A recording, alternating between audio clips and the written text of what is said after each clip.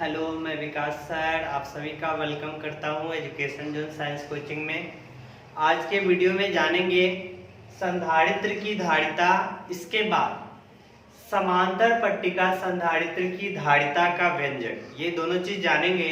पिछले क्लास के वीडियो में पढ़े थे संधारित्र जो है वो तीन प्रकार का। पहला था समांतर पट्टिका संधारित्र, दूसरा था गोलीय संधारित्र और तीसरा था बेलनाकार संधारित्र। तो बारी बारी से तीनों संधारित्र के धारिता का व्यंजक निकालना है। तो स्टार्ट करते हैं संधारित्र की धारिता से, जिसको कैपेसिटेंस ऑफ कैपेसिटर या इसी को बोल सकते हैं कैपेसिटी ऑफ एक कैपेसिटर, ये भी बोल सकते हैं। तो संधारित्र की धारिता क्या है? तो जैसे पढ़े थे संधारित्र में कि संधारित्र जो है वो एनर्जी को यानी ऊर्जा को स्टोर करने का क्षमता रखता है। यानी कोई भी डिवाइस है जिस डिवाइस को स्टार्ट होने के लिए अधिक धारा का जरूरत होता है, उस डिवाइस में, उस वैद्युतीय यंत्र में संधारित्र लगाया जाता है, जिसके कारण वो संधारित्र जो है अपने में ऊर्जा को जमा रखता है और फिर इस ऊर्जा का जरूरत जब उस डिवाइस को यानी विद्युतीय यंत्र को पड़ता है तो ये संधारित्र द्वारा उस विद्युतीय यंत्र को ऊर्जा दिया जाता है। जैसे बताए थे पंखा जो है उसको स्टार्ट होने के लिए अधिक ऊर्जा का जरूरत पड़ता है, इसलिए देखते होगा कि फैन जो है, फैन यानी पंखा में इस बैटरी टाइप का एक लगा रहता है जिसको हम लोग कंडेंसर भी बोलते हैं। तो ये जो है अपने अंदर ऊर्जा को स्टोर करता है, जमा करता है, जिसके कारण देखते होगा कि पंखा स्टार्टिंग में धीरे धीरे चलता है, फिर जब स्पीड हो जाता है तो फिर वो कम वोल्टेज खींचता है, कम धारा खींचता है और लगातार चलते रहता है। तो यही हो गया संधारित्र की धारिता। संधारित्र की धारिता क्या बोल सकते हैं? संधारित्र द्वारा ऊर्जा को जमा करने के लिए, ऊर्जा जमा करने के लिए जो क्षमता होता है, इसी क्षमता को हम लोग क्या कहेंगे? संधारित्र की धारिता कहेंगे। तो यहाँ क्या बोल सकते हैं? संधारित्र द्वारा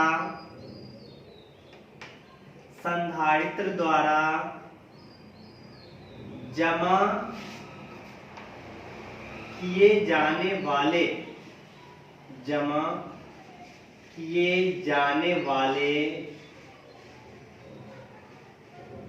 संधारित्र द्वारा जमा किए जाने वाले ऊर्जा की क्षमता को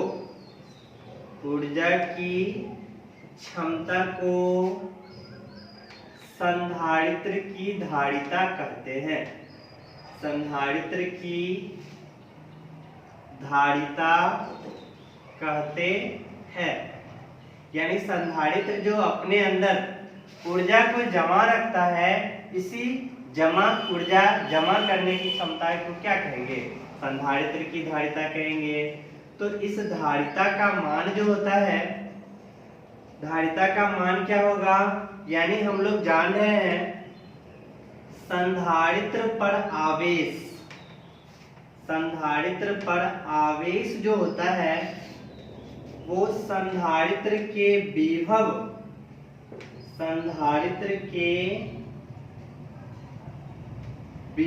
के सीधा समानुपाती होता है। विभव के सीधा समानुपाती होता है। यानी यहाँ पे हम बोल सकते हैं अगर कोई संधारित्र है, उस संधारित्र पर जितना आवेश हम लोग जमा करेंगे उसके विभव का मान उतना ही बढ़ते जाएगा। कोई भी संधारित्र है, उस संधारित्र पर जितना आवेश जमा करेंगे उसके विभव का मान उतना ही बढ़ते जाएगा।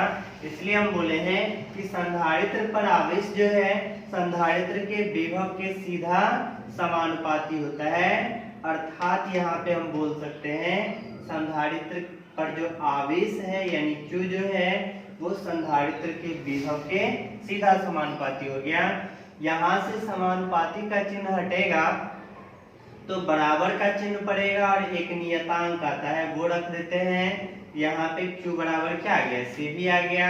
और यहाँ पे जो C है, जहाँ C एक नियतांक है, ये जो है एक कांस्टेंट है, यानी नियतांक है, और इसी को हम लोग जिसे संधारित्र की धारिता कहते हैं, यानी यहाँ जो C है इसी C को हम लोग संधारित्र की धारिता बोलेंगे, यानी संधारित्र की धारिता बोल सकते हैं, जिसे संधारित्र की धारिता कहते हैं।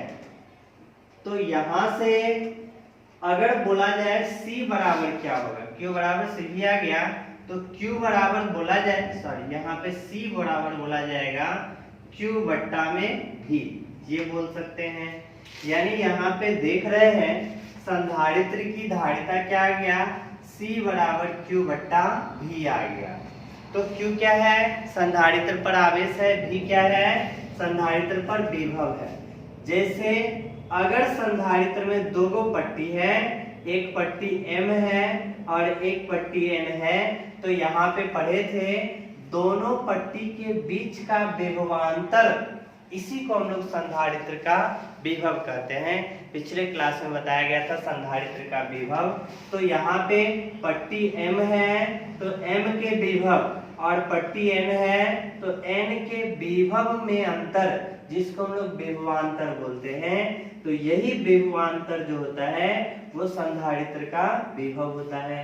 तो यहाँ पे हम लोग क्या बोल सकते हैं, Q बट्टा, अगर पट्टी का नाम M और N है तो यहाँ पे V के जगह क्या लिख सकते हैं, Vm माइनस Vn बोल सकते हैं। तो ये आ गया संधारित्र की धारिता।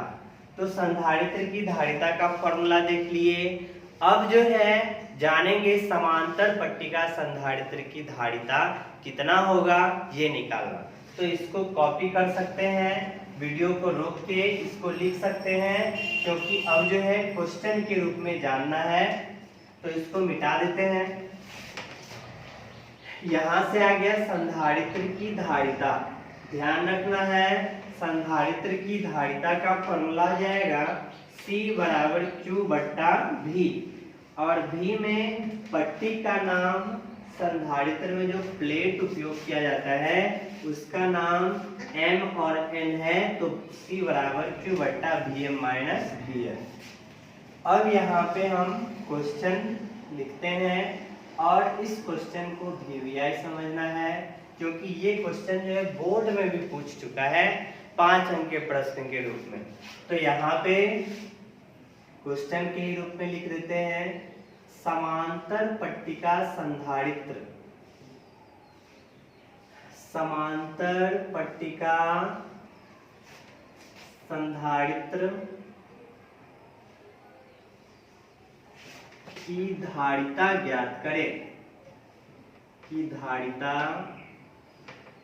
ज्ञात करें। क्या क्वेश्चन है, समांतर पट्टिका संधारित्र की धारिता ज्ञात करें जब पट्टिकाओं के बीच का माध्यम, जब पट्टिकाओं के बीच का माध्यम हवा या निर्वात हो, हवा या निर्वात हो। तो यहाँ पे यही क्वेश्चन है, समांतर पट्टिका संधारित्र की धारिता ज्ञात करना है जब पट्टिकाओं के बीच का माध्यम क्या होना चाहिए, हवा या निर्वात हो। इसी क्वेश्चन को दूसरे शब्द में पूछ सकता है, जब पट्टिकाओं के बीच का माध्यम हवा या निर्वात हो तो समांतर पट्टिका संधारित्र की धारिता ज्ञात करें। या बोल सकता है समांतर पट्टिका संधारित्र की धारिता ज्ञात करें जब पट्टिकाओं के बीच का माध्यम हवा या निर्वात हो। स्टार्ट करते हैं इसको। तो यहाँ पे क्या है, समांतर पट्टिका संधारित्र। तो समांतर पट्टिका संधारित्र में बताए थे आप लोग को, समांतर पट्टिका संधारित्र में धातु का दो समतल पट्टी होता है, धातु का दो समतल पट्टिका, और ये पट्टिका जो है एक दूसरे के समांतर होता है। तो यहाँ पे ये दोनों पट्टिका क्या है, एक जैसा है। अब इस पट्टी में इसका नाम हम लोग M रख देते हैं और इसका नाम N रख देते हैं। पट्टिका M जो है इस पे आवेश जो है प्लस Q चार्ज लिए हैं, और पट्टिका N है जिस पे आवेश जो है कितना लिए हैं, माइनस Q आवेश। और यहाँ पे जो दोनों पट्टी है इसके बीच का दूरी कितना है, D है।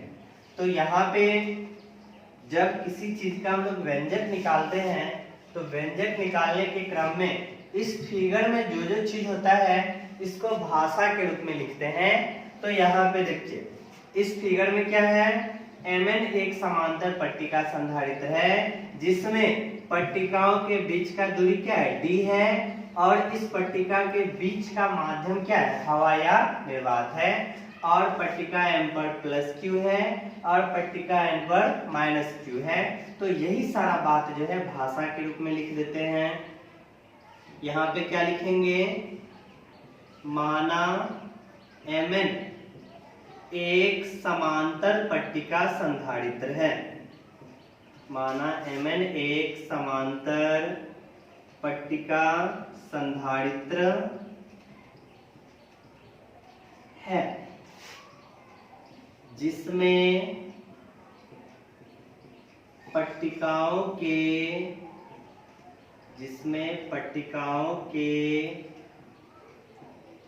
बीच का माध्यम, जिसमें पट्टिकाओं के बीच की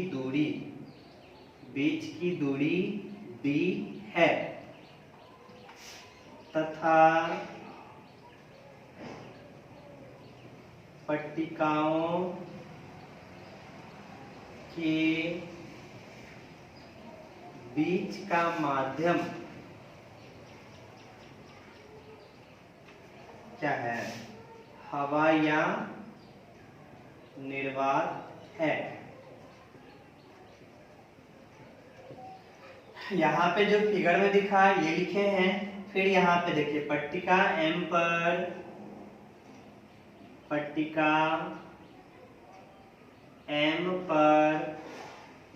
प्लस Q आवेश तथा पट्टिका N पर माइनस Q आवेश उपस्थित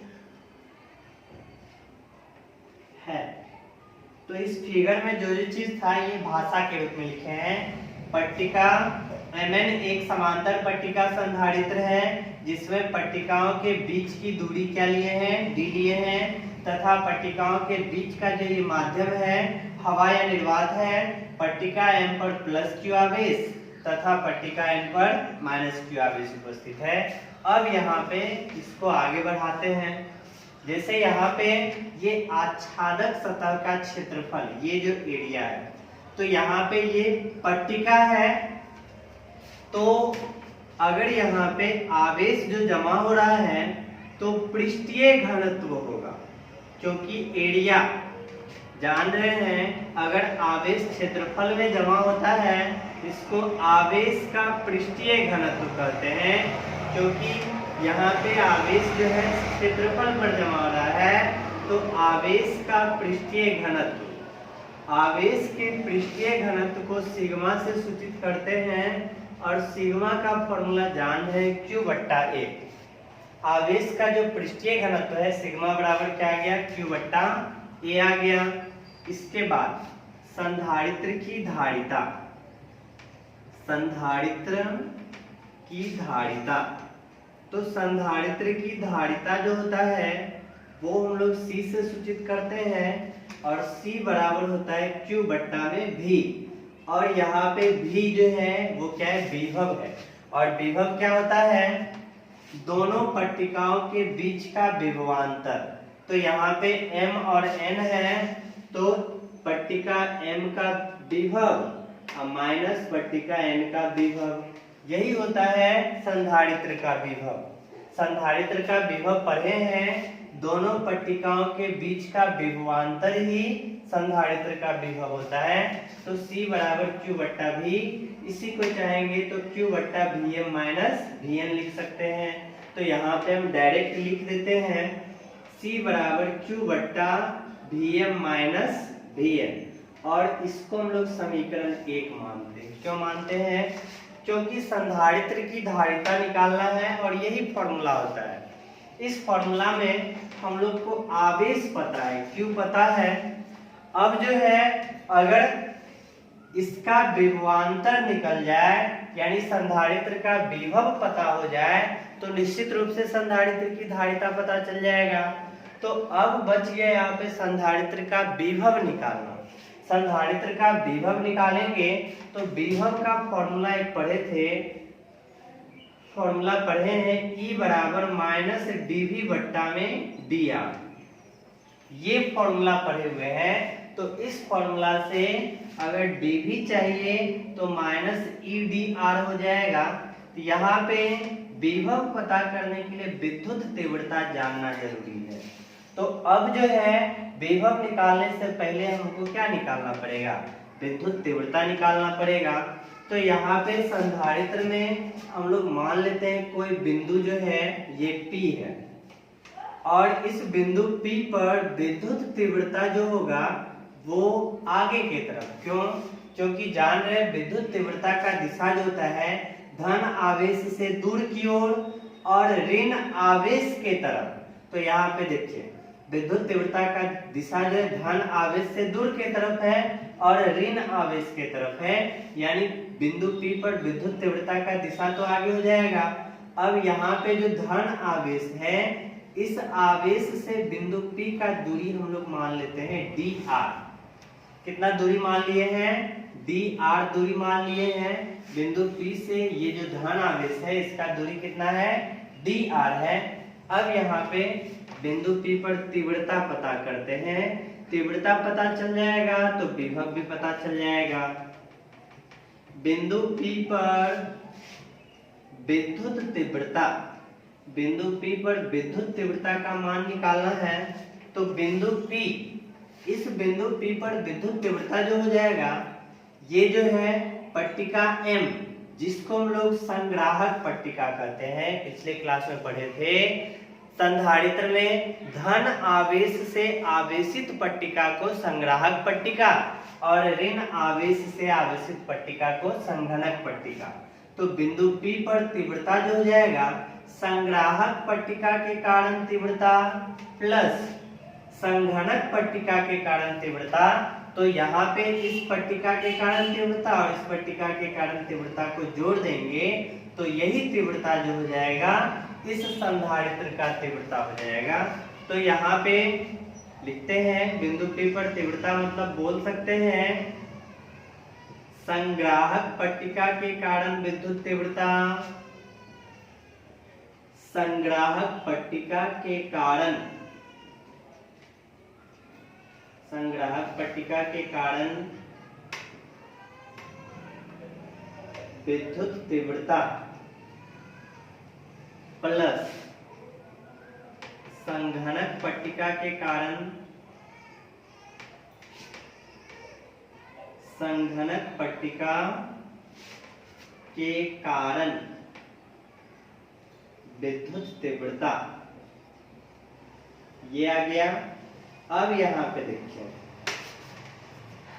बिंदु P पर विद्युत तीव्रता जिसको हम लोग E लिए हैं, विद्युत तीव्रता को इससे सूचित किया जाता है। ये जो है एक प्रकार का आवेशित पट्टी है, आवेशित शीट है, पट्टी है। तो यहाँ पे जो है गॉस के प्रमेय में पढ़े थे, गॉस के प्रमेय में पढ़े थे इस तरह का कोई आवेशित पट्टी रहेगा, यानी गॉस के प्रमेय में पढ़े थे कि इस तरह का कोई आवेशित पट्टी है, इसके कारण बिंदु P पर विद्युत तीव्रता जो होता है वो फॉर्मूला था सिग्मा बट्टा 2 एप्सिलॉन नॉट। ये गॉस के प्रमेय का उपयोग में बताए थे कि इस तरह का आवेशित शीट या आवेशित समतल चादर जिसके कारण अगर बिंदु P पर तीव्रता होता है तो यहाँ पे बेलन लेकर जो है इस तरह से निकाले थे। गॉस के प्रमेय का उपयोग में देख लीजिएगा आप लोग कि इस तरह से यहाँ पे जो पट्टी है इसके कारण बिंदु P पर तीव्रता जो होता है वो सिग्मा बट्टा 2 एप्सिलॉन नॉट। तो इस पट्टी के कारण सिग्मा बट्टा 2 एप्सिलॉन नॉट और इसके कारण भी सिग्मा बट्टा में 2 एप्सिलॉन नॉट। इतना आ गया। अब यहाँ पे जब दोनों को जोड़ेंगे तो यहाँ पे जोड़ने के बाद आ जाएगा सिग्मा बट्टा एप्सिलॉन नॉट। यहाँ पे जोड़ जान रहे हैं एप्सिलॉन नॉट 2 एप्सिलॉन नॉट और 2 एप्सिलॉन नॉट का एलसीएम 2 एप्सिलॉन नॉट। यहाँ पे सिग्मा प्लस सिग्मा तो कितना जाएगा 2 सिग्मा बट्टा में 2 एप्सिलॉन नॉट। ये 2 और 2 कटेगा, क्या बचेगा सिग्मा बट्टा एप्सिलॉन नॉट। तो यहाँ पे क्या लिख सकते हैं सिग्मा बट्टा में एप्सिलॉन नॉट। इस तरह से यहाँ पे पता चल गया बिंदु P पर विद्युत तीव्रता E जो है इसका मान हो जाएगा सिग्मा बट्टा एप्सिलॉन नॉट। अब जो है तीव्रता का मान पता चल गया तो निश्चित रूप से विभव का मान पता चल जाएगा। तो अब विभव का मान निकालना है तो इसको जो है कॉपी कर लीजिएगा। इसको मिटा रहे इस साइड, जगह कम है तो इस साइड मिटाना पड़ेगा। यहाँ तक आ चुका है E बराबर सिग्मा बट्टा एप्सिलॉन नॉट। इस पूरे चीज को हम मिटा रहे हैं।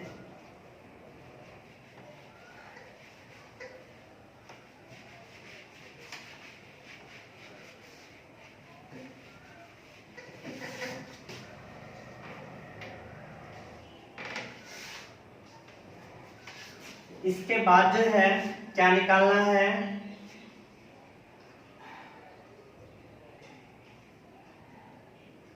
पट्टिका M तथा पट्टिका N के बीच का विभवांतर और यही विभवांतर जो हो जाएगा वो संधारित्र का विभव होता है, बीच का विभवांतर। तो यहाँ पे विभवांतर हम लोग को पता करना है।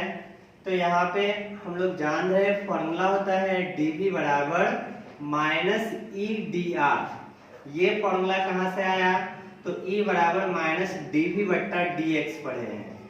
x जब दूरी x लेंगे तो dx, जब दूरी r लेंगे तो dr। ये फॉर्मूला पढ़ चुके हैं। इसी फॉर्मूला से आ गया है dV बराबर माइनस EdR।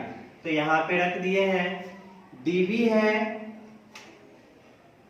यहाँ पे dV है तो dV बराबर माइनस E डॉट dr बिंदु बना होता है dr।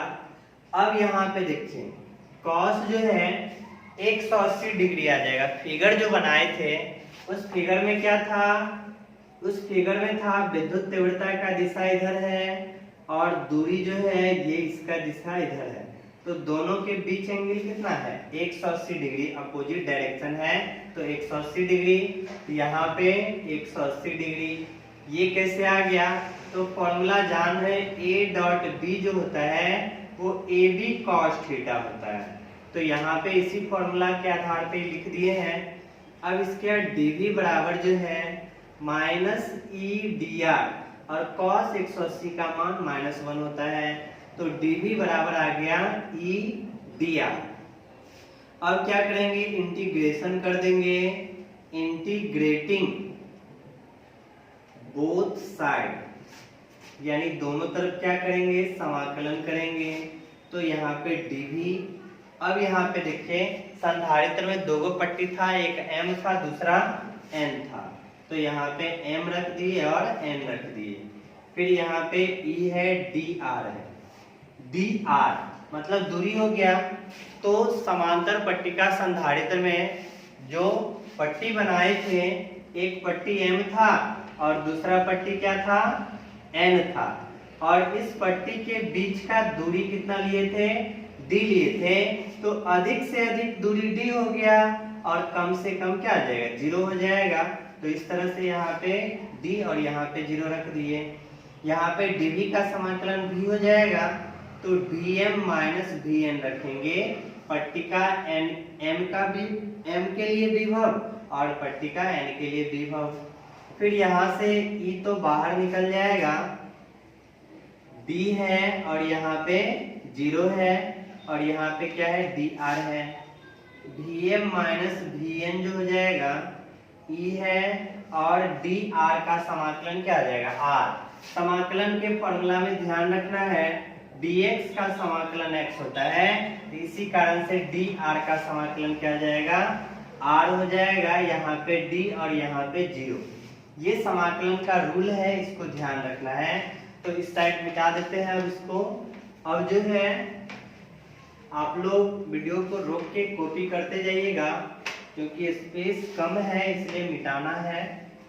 तो यहाँ पे Vm माइनस Vn क्या हो जाएगा, समाकलन के रूल के अनुसार r के जगह एक बार d रखेंगे माइनस और दूसरे बार 0 रखेंगे, तो d माइनस 0 कितना हो जाएगा d हो जाएगा। तो यहाँ पे हम चाहेंगे तो ed लिख सकते हैं, या देखिए यहाँ पे इस तरह से आएगा, एक बार पूरा लिख देते हैं। इस r के जगह एक बार d रखना है, दूसरे बार 0, तो d माइनस 0 कितना हो जाएगा d रहेगा। तो यहाँ पे डायरेक्ट हम लिख देते हैं ed। इस तरह से यहाँ पे क्या आ जाएगा, यहाँ पे आ गया Vm माइनस Vn जो हो जाएगा वो कितना आ जाएगा ed। अब ध्यान रखना है समांतर पट्टिका संधारित्र का विभव बोला जाए तो विभव का फॉर्मूला Vm माइनस Vn बराबर ed। यहाँ पे ये भी ध्यान रखना है, क्योंकि कभी कभार इससे भी न्यूमेरिकल क्वेश्चन दे देता है। ये जो आ गया संधारित्र का विभव, समांतर पट्टिका संधारित्र का विभव कितना आ गया ed आ गया। विभव पता चल गया। अब जो है हम लोग धारिता निकाल सकते हैं। तो फ्रॉम इक्वेशन फर्स्ट, पहला समीकरण जो था वहां पे धारिता C बराबर Q बट्टा Vm माइनस Vn था, यही था। तो Q बट्टा Vm माइनस Vn के जगह ed आ गया था। इसके बाद Q बट्टा E के जगह बिंदु P पर तीव्रता देखिएगा तो तीव्रता का मान आया था सिग्मा बट्टा में एप्सिलॉन नॉट, और यहाँ पे ये D। अब ये एप्सिलॉन नॉट कहाँ चला जाएगा, ऊपर चला जाएगा, ऊपर चला गया ये ये एप्सिलॉन नॉट कहाँ चल गया, ऊपर चल गया। तो Q हो गया एप्सिलॉन नॉट हो गया, ये सिग्मा है और ये D है। इसके बाद देखिए सिग्मा का फॉर्मूला क्या पढ़े थे, सिग्मा का फॉर्मूला जो है पढ़े थे Q बट्टा में A पढ़े थे। तो इस तरह से अब ये A जो है ये भी कहाँ चला जाएगा, ये A जो है फिर से ऊपर चला जाएगा और Q कट गया, तो यहाँ से क्या हो गया ये ऊपर चला जाएगा। तो C बराबर आ गया एप्सिलॉन नॉट A बट्टा में D। तो यहाँ पे जो C का मान आया है यही हो गया समांतर पट्टिका संधारित्र की धारिता। समांतर पट्टिका संधारित्र की धारिता, यही फॉर्मूला हो गया। समांतर पट्टिका संधारित्र की धारिता का फॉर्मूला पूछा जाए तो क्या बताना है, C बराबर एप्सिलॉन नॉट A बट्टे में D। एप्सिलॉन नॉट हो गया संधारित्र में पट्टिकाओं के बीच का माध्यम, और बीच का माध्यम क्या है हवाया निर्वात। A हो गया आच्छादक सतह का क्षेत्रफल, और D जो हो गया वो पट्टिकाओं के बीच का दूरी। इस तरह से इस फॉर्मूला को देख के हम बोल सकते हैं समांतर पट्टिका संधारित्र की धारिता जो है वो पट्टिकाओं के बीच के माध्यम पर निर्भर कर रहा है, और ये समांतर पट्टिका संधारित्र की धारिता जो है पट्टिकाओं के आच्छादक सतह के क्षेत्रफल पर निर्भर करता है, और ये पट्टिकाओं के बीच के दूरी पर भी निर्भर करता है। इस तरह से ये आ गया समांतर पट्टिका संधारित्र की धारिता। तो इसको कॉपी कर लेंगे। धन्यवाद।